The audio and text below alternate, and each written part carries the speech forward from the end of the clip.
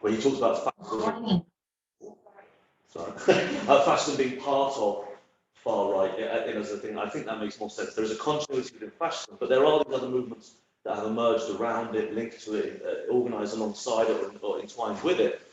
And a lot of the major radical right movements that we look at now haven't come out of that same fascist tradition, I would argue, but are still problematic and they still have lots of ideological brotherhood in terms of racism, misogyny, etc. So I think fascism still exists, but I don't think everything that necessarily we disagree with or dislike should be described as fascism. And I think you raised three important points that we're going to, I feel like, probably come back. One, there is an unbroken thread of fascism. It's not necessarily the same as the far right or the radical right, even though we might consider it part of it, but also a kind of, from what I'm getting from you, conceptual inflation, for lack of a better word. Is it necessarily helpful calling everyone, let's say to the right of Trump, a fascist? Is it necessarily moving the dial forward? It's not useful in the sense that I think when it comes to opposing fascism, certain tactics are legitimate against fascism that might not be against anyone else. So if you broaden out fascism to being everyone we disagree with, I think that retards our ability to come up with useful tactics to oppose it, in the sense that we would use different tactics to neo-Nazi terrorist groups than we would with Nigel Farage. And to say that we would use the same tactics against them would not only be counterproductive, in some sense it wouldn't be, I think, morally acceptable. So the definitions sound academic and boring, but if we don't define what, in my position, I would argue is the enemy, if we don't define the different elements of it, we won't be able to come up with the suitable tactics to oppose it. So it's actually a practical question as well, in your view. Yeah. I'm going to now turn over to Dave and Bethan, and if it's all right, I also want to kind of thank and mark the room that we're in, which is, of course, hosted by the European Fascist Movement's 1918-1941 project, with thanks to Roland Clark and Tim Grady. One of the slides in this excellent presentation is that fascist ideology broadly can be understood around these four elements: national renewal, strong leadership, the group, not the individual, and ethno-nationalism, anti-Semitism, and racism. And so I wonder if that sparks anything in your view about whether fascism's back or whether these elements of fascism ever actually went away. So I think actually I've been sitting in this conference this morning listening to the fantastic presentations, much of which was about youth involvement in fascism and far-right politics, and thinking about exactly that framing, looking around at the boards around us, at fascism during the war, and what are the continuities and what are the differences between what we see on the walls and what we're seeing on the screen. And I think it is that ideological content. You know, the form is very much changed. You know, fascism in its original years reflected the fact that it was in a world of mass mobilization and mass industrialization, totalitarian politics and so on. And the far-right politics we see today is in a world of online networks and content over products and all the rest of it.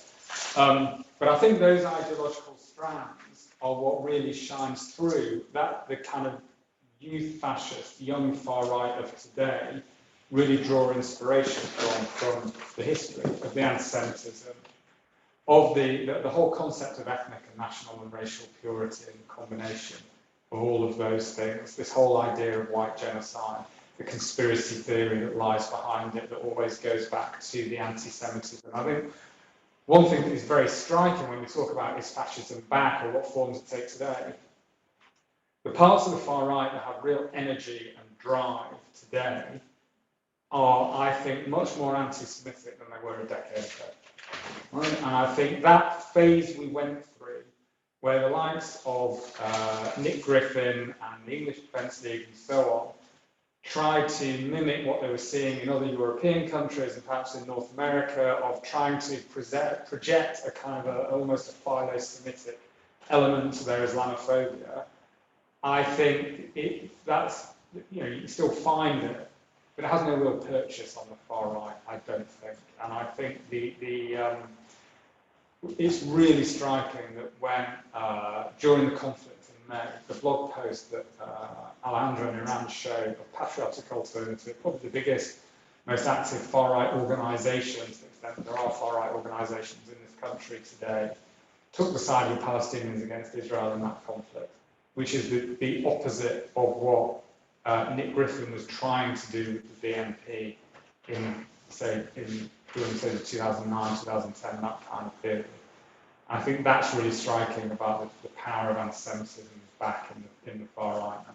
Thanks. If it's all right to come to Bethan, I'm obviously going to invite you to address that first question, but I know that based on your work published with the ICCT and a number of others, I'm going to try this one on with you first. What are the most, if we are saying fascism is back, or at least more visible, perhaps more of a political violence terrorism risk than in the sort of 30 years since we had the end of history and the last man kind of idea that everything that's not liberal democracy is either dead or moribund. Can I turn to you, Bethan, and just ask what you think the most important developments today on fascism might be? Now, we heard from Dave here about online networks, an increased, maybe more overt anti-Semitism.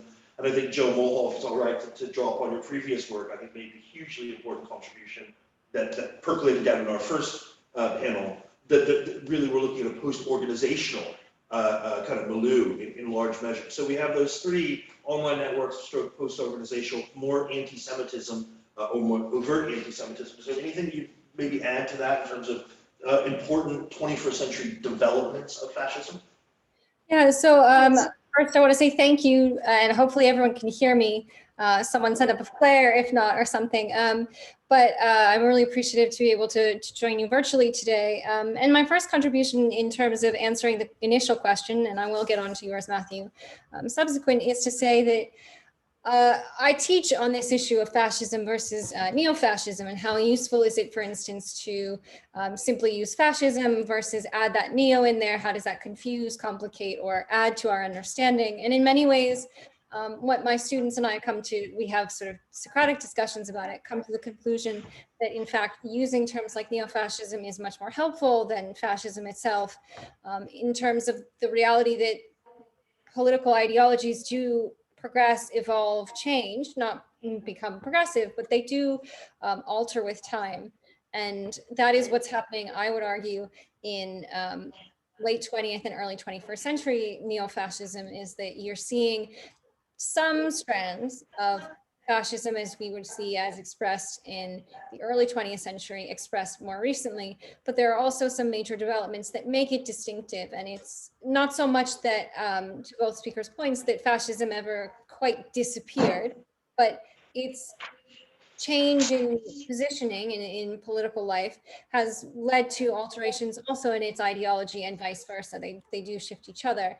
And to your point, then, I think leads nicely on to say, well, how do more recent neo-fascists identify what makes them distinctive? And part of it is, I think it's important to acknowledge that many of the groups that I look at and individuals don't necessarily encourage or self-identify as fascists. They identify as neo-fascists, or more specifically, they like to say National Socialists. And I think to a certain extent, you do have to put a distance between yourself and your subjects. You can't always take what they say at face value, but it is important in an ideology and in group settings or individual settings, such as we have,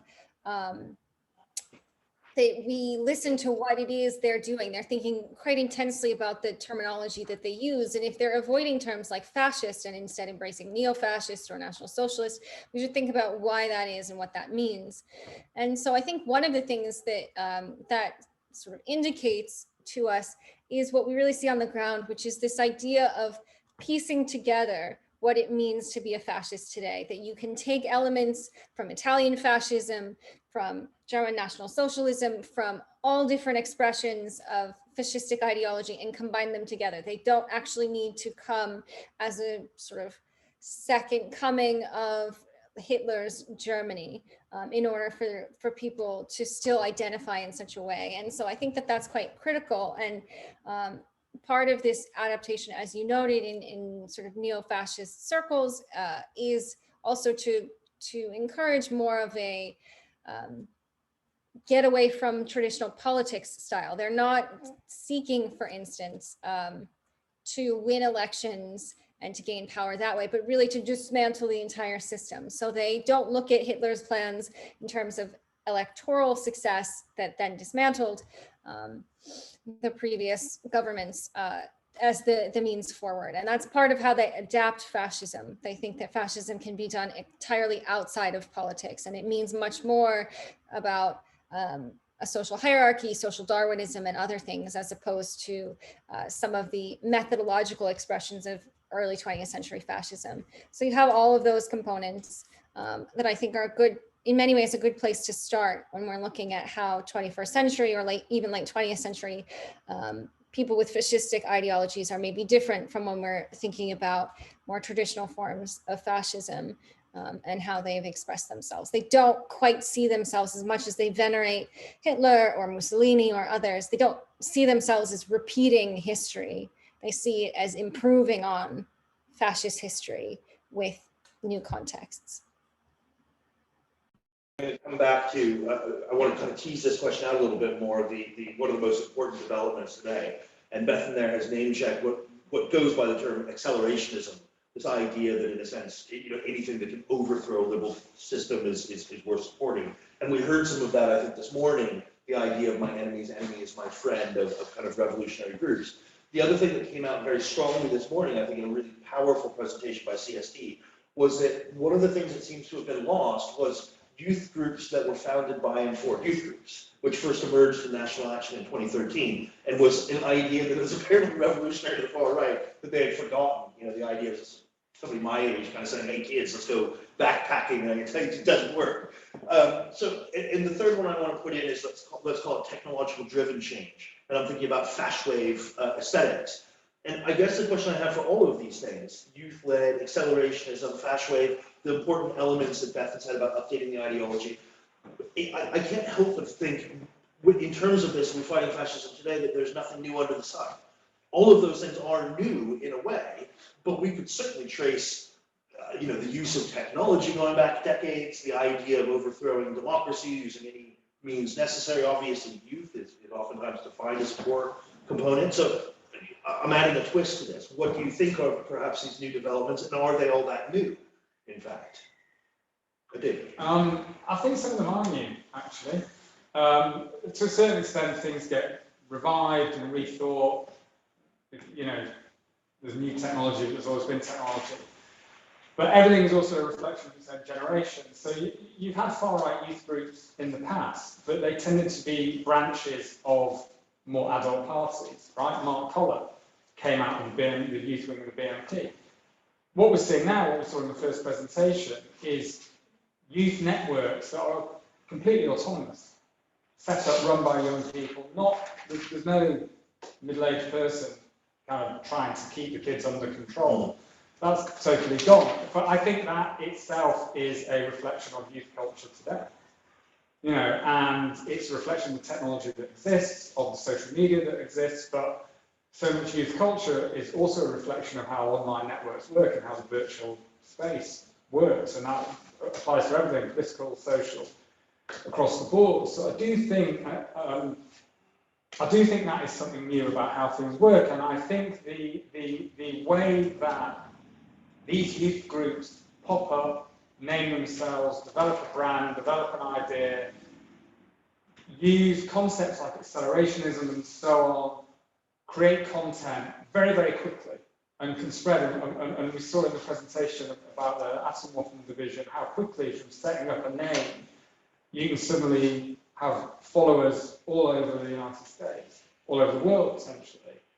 And technology facilitates that in a way that it just couldn't happen without the technology. So I do think there are elements of certainly the youth far right today where it is actually the technology that shapes the way it happens. The question that I'm left with is, to what extent is that driving wider far right narratives and discourse and thinking, or is it detached from the kind of the older generation far right to the extent that that is still active and relevant?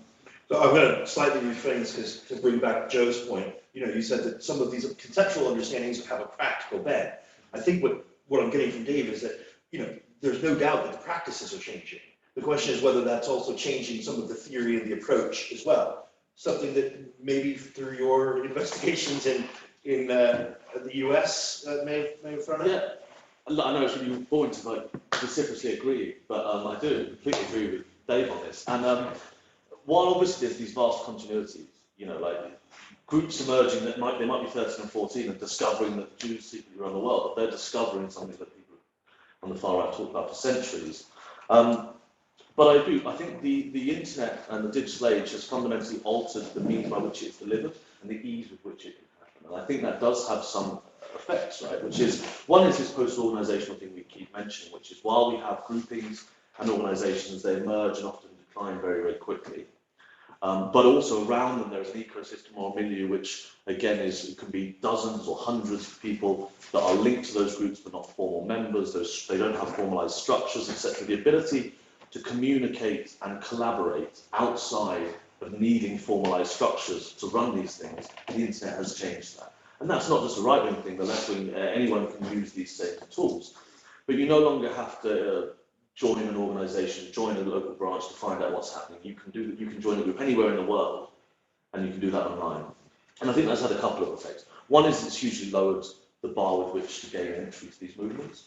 So I think one of the explanations for why we're seeing younger people get involved is that it is easier than if you were 12, 13, your parents might not let you go to a young BNP meeting, unless of course they were in the BNP themselves. But the ability now to be any age and anywhere in the world, you might live in the middle of nowhere in a rural area. And again, previous generations, it would have been harder to engage with an organised group. You'd have to go to a city, you would all of those things. They've all been removed by the internet. So your ability to engage with far-right content from anywhere in the world at any age is far easier than previous generations. I think that explains some of the younger things. The other two things I think that the means of communication has changed is, one is you can now crowdsource content and anger from anywhere in the world. So this was a big thing within the anti-Muslim movement, but you also see it within anti-Semitic groups, which is, traditionally you might have been furious that halal chicken nuggets were being sold at school in Blackburn down the road. But now you find out that halal chicken nuggets are being given in a school in Serbia or America or Brazil. And these instances all over the world are then coagulated by individuals and shared around the internet. And it creates this global sense of crisis within the movement, because they're essentially crowdsourcing their anger, because this is happening everywhere. And then the final bit, which is linked into that, is genuinely transnational outlooks in which we can. Now, of course, there's a map up there which shows that, transnational collaboration is nothing new within the far right. It always existed, but often it would be groups, national groups, collaborating with national groups. You would have sometimes racial nationalists that did think transnationally. But a lot of the groups and individuals now genuinely conceptualise the threat in a global or continental scale. And seemingly are just as angry about something that's happening in Germany as that might be happening in France or might be happening in their own country, in England. The internet and this crowdsourcing of content means that many of them conceptualise in a much more transnational sense, and they thus collaborate in a fundamental. A lot of these groups that were mentioned in CFP's presentation earlier, they might have been centrally based in America, but as was said, they would have activists in Sweden and England and Germany, etc., and they would all collaborate together on a daily and constant basis, which was different to the British Union fascists collaborating with the Italian fascisti. In the sense they were sending letters back and forth.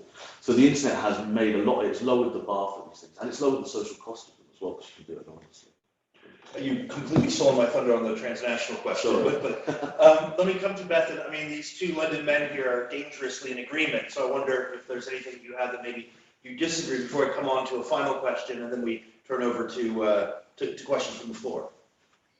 I think I largely agree, but I'd add some additional points at the very least, and we might count that as disagreement to a certain extent. I certainly agree with Joe's point, I believe, about technology basically creating an outrage culture that is more global as opposed to national. So, and I would say even beyond the national, like people in earlier expressions of fascism, it could be quite localized. I think the other component when we're talking about technology, and its role in all of this is to say that people's understanding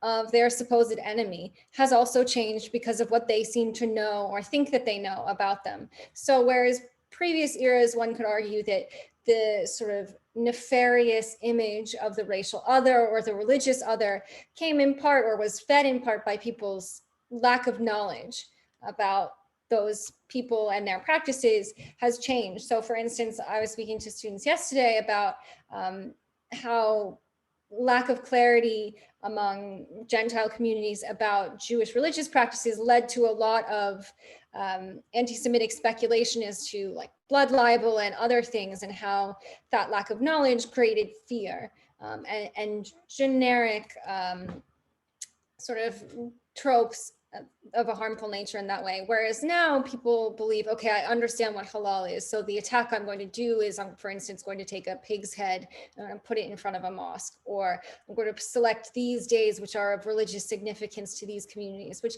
perhaps if you didn't interact in a multi-faith society in the early 20th century, you wouldn't have known that. You would have picked other dates, times, or methods of attack. But because individuals now have appointed themselves like Wikipedia expert on Islam or Wikipedia expert on Judaism or any number of other communities, they have found new ways to target their enemy in harmful methods. I think that the other element that we need to consider is the extent to which I see in accelerationist communities, fascism and National Socialism being taken out of a context wherein the nation is significant at all. And it is now much, much more about race. So people are not interested so much in the veneration of the German state or the Italian state or the United States or whatever it is. It's much more about a kind of pan-European or pan-Western, white Western unification policy. Obviously, this is not to undercut in any way early 20th century fascism's deeply, deeply racist and anti-Semitic ideologies. It's simply that there was a lot that was put into many of those communities or into those ideologies about the veneration of the nation, the primacy of the German state or the Italian state that doesn't really exist in the circles that I'm seeing so much today. It's much more about a sort of racial definition of the state. And I also, to that point, the final thing about accelerationism that I think is significant is there's a great deal more, I would argue, of traditional anarchist ideology in part in it now than in the past, which is to say it's much more, we need to focus primarily on destroying the state as it exists at present. And once we do that, after this race war is coming, we'll like figure out how to reconstruct our fascist society later. And there's not an image about or a planning around the specificities of a future world. And it's, I would say, much more tailored to the destruction element of things as opposed to what will come in the aftermath, or which fascism was in many ways expressed as, if we do this, then these are the benefits will accrue and these are the policies we'll put in place. We'll get rid of, unfortunately, all of these people and it will result in these benefits to society. Now, accelerationism is much more about recruiting and also destruction, with the idea that in the future, white people will figure it out and just be supremacists. And they can't even, in many circumstances, decide if, for instance, they would kill all non-white peoples or subjugate them to some kind of slavery. There's a lot of debate even about that nature, because people are much, and they're told that that should be put on the back burner until the destruction of society has occurred. And then whatever state emerges therein will be the right one because it's the white one. Manifests in terrorist charges, groups described as terrorist organizations in this country, to a lesser extent in the US, but also Canada and elsewhere. And it brings me on to the last question that hopefully we're gonna reveal something about the characters of Drs. Johnson, Rich, and Mulhall, because I have two questions for you, and I invite you to answer one of them, which is either the glass is half full or the glass is half empty. What concerns you the most about fascism today, or what reasons for hope and optimism are there in countering and fighting fascism? So I'd again just like to elicit a response from our three panelists, either on your greatest fear, concern, or the hope and optimism you might feel in countering these kinds of, again, I'm going to fold the radical right in this, call hateful ideologies. I can go. I mean, I'll get told off if I go back to the office and I haven't done the hopeful one. But generally speaking, you try to ignore the hopeful bit and work on the hate bit. But I do think that the hopeful, that's not funny, sorry. I do think with the hopeful thing is, in all these groups, whether or not it's just Nazi terror groups or whether or not it's even in the countries where radical right governments are in place, etc., almost everywhere, people that oppose those ideologies remain in the majority. And we might not all agree on wider things, and we might have disagreements on different types of politics, but generally speaking, almost everywhere there remains a majority of individuals who oppose this type of politics we've been talking about today. And that very simply means that if there is a level of collaboration, at least around this issue, we will win. In some sense, it is our war to lose. And I think actually invariably where we see these groups get a foothold, or we see them grow, or we see them start to have victories, it's often because the battle isn't being had or approached, rather than they are somehow doing something wonderful. And so really a purely numbers game and a level of human decency, people who disagree with these ideologies and these groups of individuals remain in the majority. And forgive me for coming back, but I know that your supervisor, Dan Stone, called it an anti-fascist consensus after 1945. Yeah. Essentially, your argument is that's still holding 80 years after. Is that fair to say? I think the anti-fascist consensus in terms of individuals that would identify as anti-fascists in a belief that is crumbling, and I think it's crumbling both in Eastern Europe and Western Europe, as Dan Stone argues post-1990. I would never disagree with it, but I agree with him on that. But I do think that at a base level, in terms of less ideological than that, people that oppose this sort of politics, generally speaking, remain the majority. Perhaps not the majority it once was, and historicisation of the Holocaust and historicisation of the battle against Nazism will make those ties weaker. But if you look at just the electoral politics of it all, generally speaking, the parties, even when they do well in elections, still remain the majority. And so if we fight it, and we accept it, and we fight it, I think generally speaking, we can win it. It's about consciously doing that. Thanks for starting us off with the note of optimism. I'm going to come to Bethan and Dave, but I also want to say in about 8-10 minutes, we have about 10 minutes for questions. So I want to encourage people that to get thinking, and hopefully we might be able to translate some electronic questions into the room. So invite either Dave or Bethan to reveal their hand as pessimists or optimists. Dave? So the thing that worries me is the increasing propensity for violence and to kind of self-starting, kind of just wild acts of violence, of terrorism coming out of all these different little kind of pop-up channels and networks and so on. And I think, we used to get very agitated about Combat 18 in the 1990s because they were extremely violent street organisation. In terms of terrorism, one or two of them tried one or two things and never really got anywhere. The amount of far-right terrorist and wannabe terrorist activity now is way more than it was in the 1990s, certainly in this country. So that's what worries me there. The thing that gives me optimism is kind of connected to that, which is, what is the overall goal of the far right at the moment in Britain today? We're not in the days where they had, dozens of councillors around the country, members of the European Parliament, and they thought they could get seats in Parliament. The goal seems to be bringing down the entire system. Well, the idea that a bunch of, teenagers in their bedrooms together are going to bring down the entire system is implausible enough that it's a convenient way of avoiding having an actual practical goal that you could actually work towards. And I think that is a sign that the far right has a lot of very extreme ideology. It's very provocative, it's very dramatic, and it can be very violent. But in terms of actual tangible, practical policies and goals and plans, it's sort of lost its way. And I think that is something that is I think we can be optimistic about and we can be hopeful about. Obviously, the consequence of that is that instead of going out leafleting, they just want to go out and kill someone. That's a better answer than the point. Well, but I mean, you're both perhaps uncharacteristically optimistic. Despite there's elevated hate crimes and accounts of terrorism. Let's see if we can go 3 for 3. Bethan, optimism, pessimism.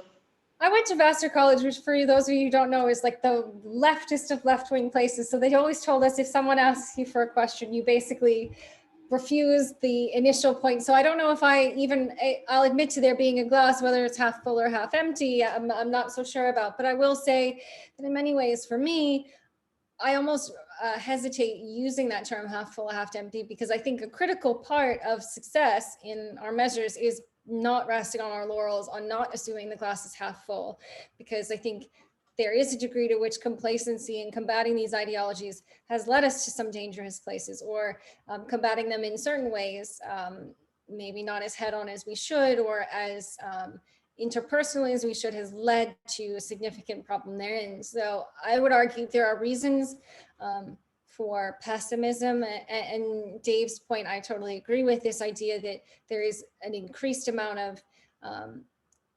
non-state-based violence that fascists or neo-fascists are perpetrating, and that is a significant concern. But it does prevent them in many instances from taking steps that would potentially be in the long term a greater threat. By the same stroke, if you're an individual living in society generally, you maybe aren't concerned with fascism or neo-fascist, the long game of that. You really care, are you safe in your schools? Are you safe in these places? And part of what these groups are trying to do is trigger fear in us and to make us afraid to do these things. And in that way, they are succeeding. And that is a sort of pessimistic state of affairs. That being said, I think that people in many instances are much more able, as much as we potentially overly identify fascistic traits in others, they are more willing to identify fascism and call it by its name, or fascistic ideologies, which I think is good. And people are, in many instances, still able to draw on the lessons that we've learned from the past to sort of reject outright attempts to radicalize an individual. And that is a good thing. And that's something that we need to double down on as opposed to retreat from. I'm not sure that like optimism is a helpful thing for us so much as taking lessons that we've learned, reapplying them or altering them, as it were. I hate to not be 3 for 3, but I think I hold my breath slightly or hesitate slightly to say that things look amazing in this front, so much as we might not be looking at a fascist British state in our lifetime, but that doesn't mean that that's the only metric by which we can judge if things are half empty or half full. Not Captain America, but I could do this all day if I could put that thing, not least because Beth and David and Joe make it so easy. But I am going to cede some of the time for the room and for questions that may have come through the Zoom meeting. I have one in the very back, so you're going to have to project your voice if that's all right, but over to you. I'll try to project. Can I go back to this question as to whether fascism is back, but from a perspective of someone who's neither a political scientist nor a historian, has just been a finance guy for all my career. And at 65, I've lived in Holland, Switzerland, and the United States, and here. And from the perspective of somebody who's not a specialist, it seems to me that fascism, or certainly elements of fascism, are back in mainstream politics. And that is where really the major threat is, because this whole discussion has been about radical right and the radicals and so on and so forth. But, you know, in Holland, we didn't have Forum for Democracy before 2010 or thinking like that. And there's a large part of the population which starts to think about and agrees with anti-democracy, and agrees with that democracy doesn't work and we should do away with democracy. In this country, you can argue that Boris Johnson thinks democracy doesn't work. Certainly Trump doesn't think that democracy works. And so we're can you address how the radical right feeds on the mainstream politicians, and maybe how the mainstream politicians are feeding on the radical right, and why we don't see that element of rising elements, parts of fascism in mainstream politics as the major threat. So I'm going to ask if we do relatively quick responses, but I think this is a really key question. We focused on, to some degree, political violence, terrorism. Coming at it the other way, Cynthia Miller-Richardson's phrase is we're talking about the extreme gone mainstream in terms of the radical right, and that may be, in a sense, the elephant in the room. Joe? Yeah, that's a brilliant question, so I couldn't agree more. I think two things are happening. I think there's a mainstreaming and there's a normalization. I think we're seeing the mainstreaming of a number of groups around the world that are traditionally being confined beyond the cordon sanitaire. So that is, you know, European far-right groups, you know, the Front National, Sweden Democrats, you know, Liga, these sorts of groups that have traditionally been, as we say, like unacceptable, have increasingly gained electoral footholds. Then you have a normalization, which is the rhetoric and ideas and ideology of the far right being espoused by more mainstream forces, which I think is something you might argue is something that's happened more in the UK, for example, when we look at the Home Office's rhetoric around immigration. And together, these things have converged, I think, in the last decade or so to, well over 1 billion people living under radical right governments around the world, whether or not that was Trump in America, Modi in India, the rise of the AfD. And I think the really worrying thing we're seeing is all of the exceptions in the literature are falling one by one. Whether or not it was Sweden would never go that way because it's this liberal utopia, and then we've seen the rise of Sweden Democrats almost in discussions with the Conservative right at the moment. Germany with its history, we're not going to see that again. We've got the AfD in European parliaments. Even Portugal, post Salazar, it's not going to happen. We've started to see the emergence of the group there getting an electoral foothold. So together, both normalisation and mainstreaming, I think, is a really worrying trajectory. And is it 1.6 billion people in 2020 lived under governments run by radical right or far right governments, which is terrifying. Thanks, Joe. I'm going to move straight on to Timo's question, and I hope to be able to bring in Beth and Dave in brief response. Please. Yeah, I just wanted to bring in a more structural aspect, and I was wondering what your take is on the role of capitalism in this whole dynamic that you're observing nowadays, because we were talking in the beginning about the past and how it affects how fascism is contemporary, a little bit different. So I was thinking specifically of the aspect of social media and how these big companies are all working on the idea of making as much profit as possible and how this also affects dynamics of representation. Yeah, that's a can of worms. Anyone want to tackle the social media problem? Bethan. Well, I wanted to tackle initially, I think, if I could hear correctly, the role about capitalism and its impact on the issue, and we can talk about social media as well.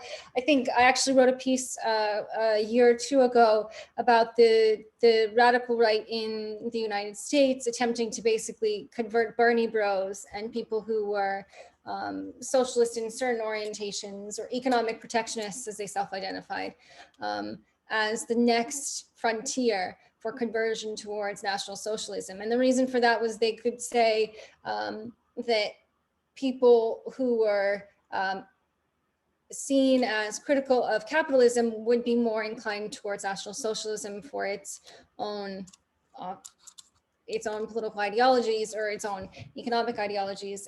And one of the things that I think is really important when you're talking about capitalism and the role of it in radicalizing others is also to say the extent to which things like the financial crisis in 2008, as well as the crisis that we're undergoing now economically due to coronavirus and the strain that it's put on businesses, has pushed a lot of people to think, okay, well, if the state is still supportive of these measures or is providing subsidies for these communities, be it the auto industry or for big pharma and other things, then they aren't really looking out for my best interest. And I am in fact being crushed by this system, so I need to fight against it. So in some ways, we're seeing a confluence or an overlap of anti-capitalism and far-right rhetoric. And I know that members of the far right in various parts of the world are seeking to radicalize individuals who've been critical of capitalism in the past on the grounds that it should be a good indicator. If they're anti-capitalism, they could be anti-state as well, because they're shared ideologies to a certain extent in the West. They go hand in hand.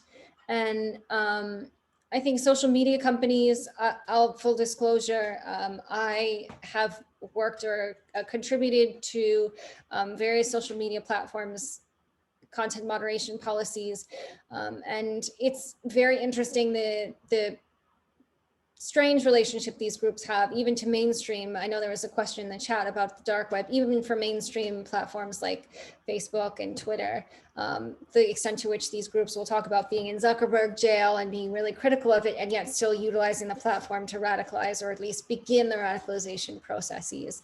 And social media platforms have obviously learned some ways to get around overt hate speech on their platforms, but they certainly are not succeeding, to my opinion, to the extent that they need to, at being responsive to the kind of whack-a-mole that happens with the radical right in terms of various elements of recruitment and passing on of ideology. And certainly that labeling of this might be hate-based content or this might be disinformation is not necessarily, I would argue, enough to prevent this proliferation as a global force. Dave, see if he has any responses to that question, then Joe briefly, and then we have one final question from our keynote speaker after lunch, Ruth Wodak, and that'll be read out by Dr. Barbara Warnock. It also allows me to remind you, especially those of you tuning in at home, if you're not listening to Professor Wodak's keynote presentation, I have to ask what's wrong with you, because it's fantastic. So I'll go to Dave first, please. All I will say on that question is that, of course, fascism from its earliest days contained with it an element of a reaction to the alienation that came with capitalism, industrialization, and so on. So that kind of anti-capitalist strand and a resistance to global finance and so on has always been there. But I think every generation reflects the world and the culture that it lives in. There's no coincidence that much of the far right today is about creating virtual online content and clever branding as a replacement for actual products, right? Which you could say is what a lot of capitalism is about nowadays. Thanks, Dave. And Joe, briefly? Yeah, I mean, I won't get into the capitalism thing too deeply, but yeah, I completely agree. It's fundamental. I'll have to dust off my Horkheimer and all that. But on the social media thing, very briefly, because it becomes unbelievably infuriating to talk about it. I think there's no doubt that the role that social media platforms have played in the last decade in terms of the ease with which individuals can consume and engage with far-right literature, it's radically changed which you can come across the content, how you can network with individuals, how you can find new activists to radicalise. And social media companies for a decade have continuously failed to deal with that issue. And the reason they've often failed to deal with that issue is for various reasons, that some of them include profit motive. And I think we've seen time and time again, whether or not it was, QAnon spreading across the Atlantic in the last 3 years into getting a hub in the UK and Germany and the Balkans, that happened on Facebook, it happened on Twitter, and it happened on YouTube. The social media platforms, one of the major reasons that this propaganda is distributed so easily and effectively around the world is because of the failures of the social media companies. And they continue to fail every single day. And dare I just add something I think that we'd agree on, but I see this all the time as well, that it's not just people who are consuming the content, but sometimes stumbling across it and going down a rabbit hole. I know that we've all seen some of that, but it comes back to the point about, let's compare to the 1980s. Very hard to actually get, for example, Holocaust denial material if you didn't know someone already in it. And you literally, I think it was Richard Evans made the point that it would come in a sort of brown envelope, very similar to other, criminal or pornographic material or something like that. You'd have to know where to send the check order. You'd have to know where to, and this stuff is now. And you knew that you were buying it from someone in the far right. You were off a book. You were looking at a book list. Yeah. That would be released by a far right. It would be Holocaust denial. Hitler's awesome. Mostly forever. Yeah, sure. Whereas I remember having a student once who wrote an essay full of Holocaust denial, and when I asked him about it, he said I had no idea it was Holocaust denial because it all looked like genuine academic journals that he found online, and he just hadn't realised because he had no idea that this had come from far-right groups. Which is another issue about digital literacy, but absolutely. But to stumble across feels to me, too many stories of somebody who's just alienated and going on a social media platform. They come out the other side very quickly. Some can be very quickly. So we have a final question. We're really trying to keep this to 1 hour. So sorry, I'm being a little bit militant about this, but it is a fighting fascism presentation. So I turn over to Dr. Warnock, who's going to be reading Professor Wodak's question for all three of our panelists. Yes, so Professor Wodak asks, what do you think or how do you assess the violent anti-vax movements in Germany and Austria with the radical right and neo-Nazis mobilising tens of thousands to demonstrate weekly in Vienna and Berlin with anti-Semitic and Nazi paroles, what she said? So we have the anti-vax question in the way in which it does or doesn't overlap with the radical right. One thing that I believe that all of us have commented on in the past is some of these idiots are wearing yellow stars, for example, which is, I think pretty clear that if you can go out sew your own yellow star on without any penalty, it makes a mockery of what that actually was. But that's a very specific Central European question. I'm just going to ask generic, British, but also global thoughts about that, about an anti-vax movement, maybe QAnon, mis and disinformation, and how that relates to the radical right. Yeah, I mean, obviously, I would defer to Ruth on the Central European element of it, but I think there's a lot of parallels we're seeing. Clearly, there is a convergence. I mean, some people I think are wrongly just saying that the conspiracy movement at the moment, the anti-lockdown movement and the anti-vax movement are just far right. I don't think that makes sense, but there's a couple of things that happen. One of the things I think where the convergence becomes really worrying with the far right is where an individual has got involved in anti-vax politics, and once in that movement starts to consume wider conspiratorial content. And that might be the wider lockdown content, might be wider COVID denial content. And invariably, when you look at those online spaces and offline spaces where this is happening, people move towards what class as super conspiracies, which is when various conspiracy theories are explained through a grander conspiracy. And invariably, when you have a super conspiracy, it requires a conspirator, and invariably through history, that conspirator is labelled as the Jewish people. And that's why I think you see a lot of this thing is around anti-Semitism, is where you see the crossover with the far right.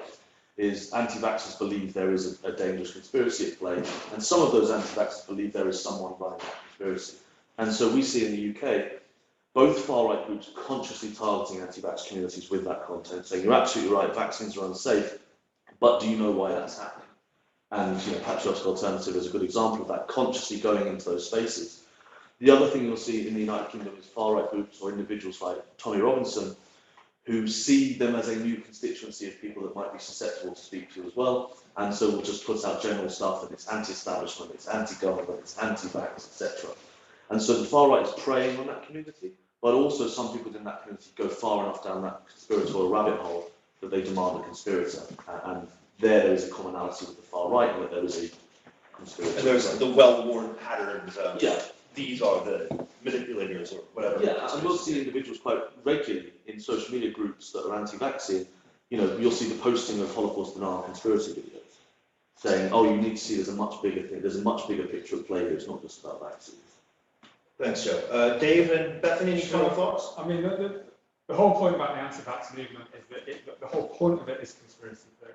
That is the foundation, and then, so of course, people who have a conspiratorial view of the world, whatever their background, will get attracted to it. So 2 years ago, our two organisations published a report on the Keep Talking Conspiracy Network, which was this bunch of about 30 or 40 people met once a month, in a pub in London, and you'd have neo-Nazis and Holocaust deniers and people who've been kicked out of the Labour Party or their trade unions, and you'd have people from the kind of pro-Assad Syria conspiracy network, and people who thought, the moon landings never happened, etc., etc., etc., all of this. And it was just them, and they were interesting to, extremes and geeks like us, basically. But all of a sudden, the pandemic happens, and these are the people speaking to thousands and thousands of people in Trafalgar Square, and they are leading figures in this really big movement that has survived the end of lockdown and has kind of found new energy and is still active. And it's the first time that this country has had, I think, a really active street movement whose central driving force is just kind of inchoate conspiracy theory, basically. And I think it's here to stay, and I think it is going to get more violent, it is going to get more dangerous, and in other countries we've seen that violence already, and I do think that is a worry. And that's, I think, an important point described in Ruth Wodak point, not just the conspiracy, not just the, let's call it civil disobedience, but moving towards disordered violence as a trajectory. And it sounds like the two of you are pretty in agreement with that. Yeah, organised. I mean, we're seeing groups training in the woods, the anti-vaccine groups, they're relatively small, but absolutely we're seeing people move towards more really violent and confrontational politics. Thanks. And final word from Bethany? I think, weird way you've given Marjorie Taylor Greene maybe a little bit more of a leeway than, she didn't even say yellow, she said gold star, which in the United States, a gold star is for good deeds. So I think it's made even worse by that. That being said, obviously we do see the real threat, not just in Germany and Austria, but to a certain extent, particularly there. I believe in the summer of 2020, you saw an attempt to storm the Reichstag in Germany, led by a number of anti-vaxxers. And that in many cases has been identified as part of the inspiration for what happened on January the 6th. Among the more radical elements, obviously many in attendance might not have been aware of what was happening in Germany 6 months prior, give or take, but there are a certain degree to which there are echoes of the two or interlinkings. And so you can see this sort of knock-on effects therein and the potential for more disordered violence. I think the other part is questions of vaccines, vaccine efficacy and testing, just bring to the forefront the idea of confirmation bias. So if someone gets the vaccine and still gets ill or unfortunately passes away, people will say, okay, I lost my bodily autonomy just always of concern for many of these individuals. And at the same time, nothing happened, or this thing that they purported to work is not doing what it says it's doing. It must do something else. And when you seek those things, you'll find some narrative that fits you. So I think that in many cases, there's a lot more opportunity to convert people at least towards the shred of distrust of the government, which then, as Joe has talked about, can be picked up on and preyed upon by these circles over time. And so I think part of it will be the unfortunate reality that vaccine efficacy and vaccine successes are just not going to be perfect science. And so when people who are already skeptical also see certain people dying despite the vaccine or despite mandates or mask mandates, they'll only see that as confirmation that really the vaccine is doing something else, or they're being lied to. And they'll fill in the rest as they see fit, as a kind of alternative Rorschach test, one might say. And so you can see the furtherance of potentially radicalized individuals and just the fear of what's going on and the future really being converted slowly in many circumstances for individuals. For analysis of the radical right, which is one of the three groups represented here today, also Hope Not Hate and the CST, which I know that I speak for CARD, but also the Wiener Library has been such a great host. We are proud to stand along you today. And actually, I know the word honor gets thrown around a lot, but actually being in this panel with three of the most knowledgeable people in the world on this very question, that's exactly what it is. So I thank Joe, thank Dave, and Bethan for joining us. We have gone exactly 1 hour. It is lunchtime. If you are going to tune back out, for those of you who are coming in electronically, we plan on kicking off 1:30 GMT promptish. You will not want to miss Professor Ruth Wodak. It will be like this panel, unmissable. So thank you very much for your time. Cheers.